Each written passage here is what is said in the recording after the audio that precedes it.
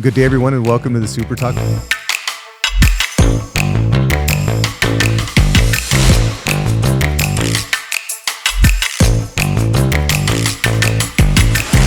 All right, good day, everyone, and welcome to the SuperTalks. Excited to be here today talking about a very important topic. I'm here with Mrs.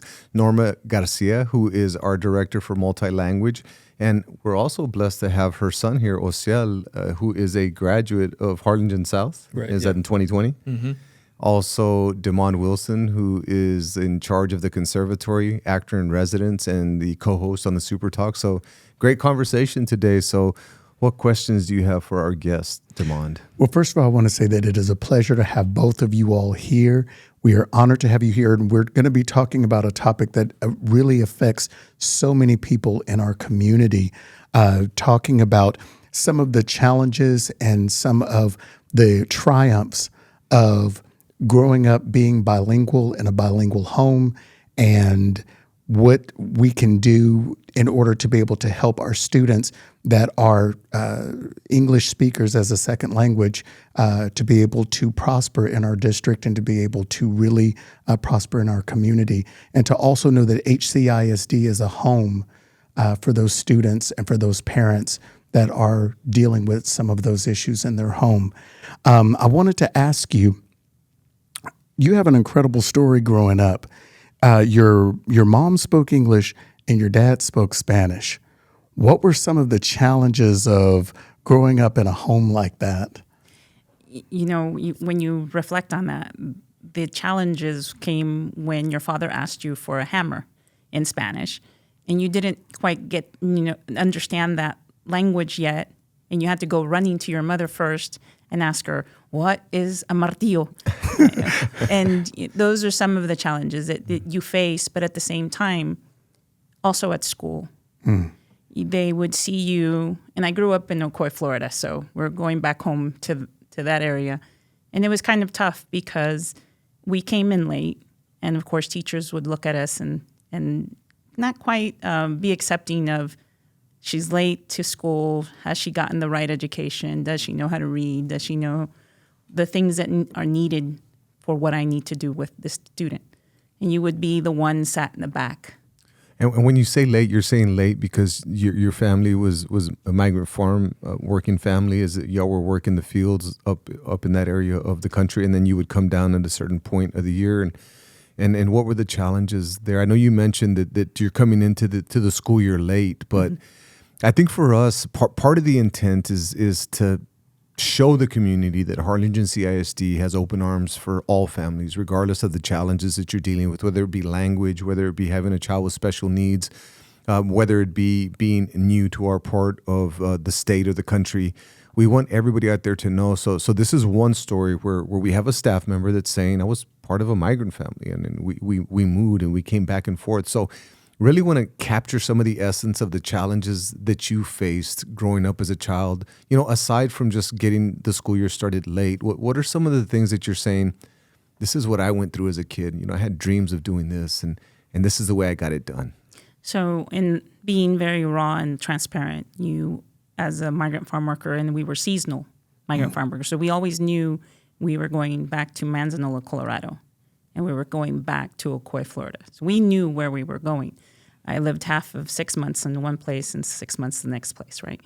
And the challenge is sometimes the discrimination, the prejudice, the skin color was something very important back then and continues on certain aspects, right? But those are things that we as students really had that challenge, and just learning the language and acquiring an academic language in English, and at the same time valuing our Spanish language, because that was something my father really reflected with us and sat down and would tell us, it is an honor to be bilingual.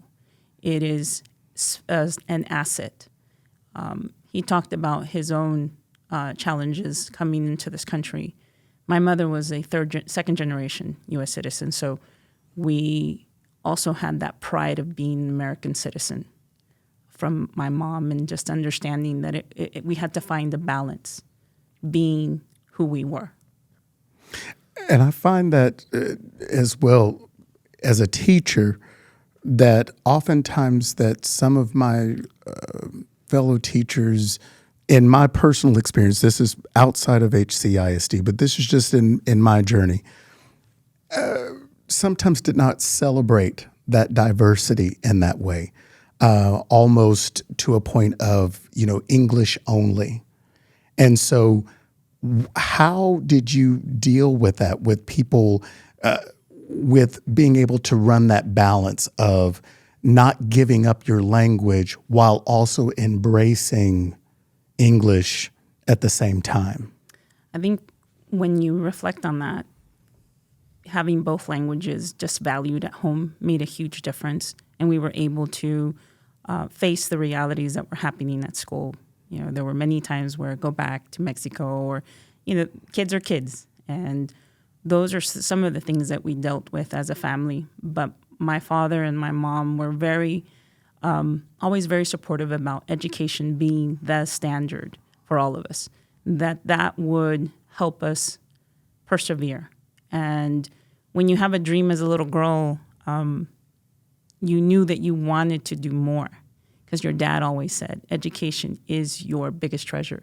I don't have the funds or the, a wealth behind the scenes, but I know if you get an education, that's where you're going to find something. And so those are the things that you always continue. You would hear it at home, get your education, go to school, mija. 100% attendance all the time because you wanted to make sure you didn't miss a day because you knew in travel time you were missing days. And Osel, how does it make you feel? I know that your mom is obviously a wonderful person. She's a great part of our team and our success in the district. But I know that she has 4 sons, and so she's here. You're here to share this experience with your mom. But you hear your mom share this story, and I look back at your record of being a Milam student, a Sam Houston student, Lamar Elementary, Vela Middle School, Harlingen South graduate. So regardless of the challenges your mom faced, you were able to power through Harlingen CISD. Now you're at the university level. You're studying entrepreneurship. So how do you feel when you hear your mom tell the stories of what she went through as a young child? Yeah, so for me, they're really inspiring you to be able to hear where she came from and the position that we're in now and the opportunity that we have gotten to go to school. I'll put it to you this way. When on my way to go to school on the Edinburgh campus, sometimes I'll pass by the fields and you'll see the people they're picking. And it's nice to see that because of those people, I get to go to school right now. And I'll be driving, I have an exam, I have an assignment, kind of, I guess, stressed out. And then when you look to the right of your window and you see all these people, picking and all that stuff, and that's where your mom came from, your dad came from, and their parents themselves, it's inspiring to see that because of them, I get to do what I get to do, which is the opportunity to go to school. And what advice do you have for students? Because right now, and you were in school. Sometimes students get to that point at different phases of their life. But so if there's a student that's going to be listening to the SuperTalks, what advice do you have for somebody that's in middle school right now with regard to their schoolwork, with regard to attending class and behaving and things of that sort? What advice do you have? I mean, yeah, just showing up to school is one of the most important things. And for me, that actually ended up paying off in 2018 because of perfect attendance. I actually won a car. Whoa, wow. Yeah, I want a car. Yeah, so I want to thank Harlingen High School South and Gilman for providing me that opportunity because, because I went to school for perfect attendance, and out of 500 students, my name was picked out for the last one, and I guess it paid off that time. I guess it did. That's pretty cool, man. I always tell people, show up. That is awesome. And we're still doing that, I hope. Marcy's over there saying, yes, we are. Okay, Yes. good. We're going to do a super talk on that. Let's see who's going to win the car. That's right. What kind of car did you win? So it was 2018, so it was a 2018 Chevy Sonic. It was a small white car, but, it's free That's car, awesome. and it's a blessing for sure. Absolutely. That is a blessing. Yeah. So your advice is show up and work hard and behave and be grateful Exactly. and all Just- those things, yeah. Yeah, show up. So I wanted to ask your mom something. I'm always curious with how life has a way, the universe has a way of bringing us into education, because I really believe that as a teacher, and especially for somebody that's been with the district for 26 years, which thank you so much for your service in doing that, I think it's a calling. So when did you receive that call? When did you know that all of the things that you've been through in your life, you would now be able to help someone else to be able to get through? Did you always know you wanted to be a teacher, or how did that happen? I'm going to be, I guess I tried really hard not to be the teacher. I have a bachelor's degree in finance and management, and I tried not to be to that point. But my father, his dream was always to be a teacher. And I thought, okay, well, let me do a little thing different, right? But I had a best friend, her mom, prophesied many moons ago, I see you in front of a group of children and you'll be a teacher. I struggled with that for quite a while, but then became a wife. I married my husband, married into the Valley, and I realized there was that calling and an opportunity for me to serve students like myself. That as you reflect, there were teachers along my pathway that made a difference, that told me I could. I had a counselor in high school, if I reflect now. She was the migrant farm worker counselor, and Miss Marquez, back home, and she would say, Norma, have you applied for college? And it was in my home. It was a high school diploma was all that was expected. We were good. But then you had kids ask each other, hey, are you applying? Have you applied? And all of a sudden, I started applying and got a camp scholarship in Austin, Texas, all the way from Ocoee, Florida, and had to take a leap of faith in that opportunity. And I was actually going to join the Navy. I was already getting ready for that, but got that migrant scholarship, and it opened a different world for me. And I was able to get a degree, a bachelor's degree in business administration back then, in finance and management. Was going to graduate a little early, but a time again, someone took the time to sit down with me and explain, you stay one more semester, you'll have a double major. So when you think of the teachers that would take the time to get to know me, or just that affirmation, I was the kid that they would sit right next to the teacher, because everyone else wanted to see the paper when you're testing, right? And those little things gave that affirmation to that soul that was looking for, I want to go to school, I just don't know how to get there.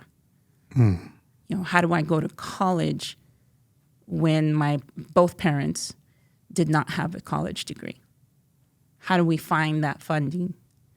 And those are things that, how crucial are counselors? Extremely. How crucial are teachers? Extremely. And when I finally said, this is it, I recognized also that I wanted a family. And I also wanted to give back to my community. I'm not in Florida, but I am here. And I've been here for the last 26 years of my life here in the Valley and in Harlingen, giving back to my community. And that's what I love about the SuperTalks, because a lot of times, we have these conversations in the office, and Damon and I were just talking about it. And what this platform does is it opens up these stories to the world. So maybe somebody's scrolling through their phone and they come across a SuperTalks, and you may be challenging or in a challenging situation, and you're able to gain hope through stories. So if there's anybody out there that wants a district that's going to go the extra mile for you, then choose Harlingen CISD. I know that it's an open market right now, and we're competing with other school districts, but I'm here to tell you that there's not another school district with a bigger heart. There's not another school district with better stories and with a better track record of making sure that we put every child, regardless of their background or their circumstances or their influences or whatever it is, just know that all we ask is for all the moms and dads out there is to give our district a chance to make a difference in your family's life. And we have stories like this, and these are powerful. And I get inspiration from these. And I'm just hoping that somebody out there just says, I was scrolling through Facebook and I came across this SuperTalks, and I heard this mom and her son talking about the challenges and how they overcame. And this handsome gentleman with a red truck in front of him was just... You're too kind. You're too kind. I wanted to ask you one other thing. Is there anything that you want to tell the community? We had talked, before the Super Talk talked about you wanted to speak in your native language. Speak. Tell us. I appreciate that. Para nuestras familias y la comunidad en español, queremos darle las gracias por estar con nosotros, pero especialmente darles un consejo. Y ese consejo es, nunca dejen de soñar. Sus hijos sí pueden salir adelante. Ustedes son lo que valen más y es lo más importante en la educación de nuestros hijos. Y no dejen de abogar por sus hijos. Échenle muchas ganas, traigan mucho amor a sus hijos. A veces es difícil, pero sí se puede. Y en esta educación es una oportunidad de que yo pueda hablar con nuestra comunidad en español y que sepan muy bien que Harlingen CISD es el lugar donde estamos y recibiendo a todos nuestros estudiantes en español, en inglés, en otro idioma. Aquí estamos. So for our parents in English, I just mentioned to our parents in Spanish that we are a community and that we are here. Sometimes it's hard to be a parent, but we have to advocate for our children. No matter what age, I think sometimes we forget that even our high school students need that advocacy. So we thank you, parents, from the bottom of our heart to even the opportunity to be here with you guys today. Well, Osiel and Ms. Garcia, thank you so much for your time. I know that, Osiel, you got a bright future, so congratulations and great job with your boys. Demon, as always, it's always a joy sharing the stage with you here. And to everybody out there, hope you enjoyed the Super Talk. Have a nice day. Thank you. Thank you. Thank you. Great job, guys.